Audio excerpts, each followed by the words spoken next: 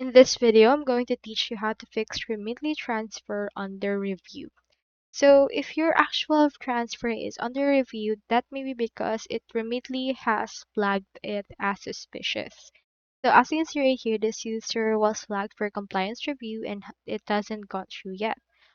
So it marks the transfer as compliance review, which means that the transaction is being looked over to make sure that it follows foreign rules.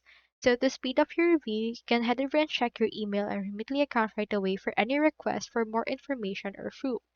So make sure to give documents or papers that are clear and correct, like IDs or proof of funds, which makes things get resolved faster.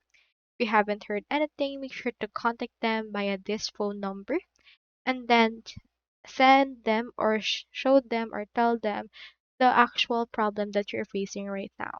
So compliance reviews can last a variety of lengths of time. So make sure it's handled as quickly as possible by giving the document asked. So that's all there is today, and I hope this video helped you out.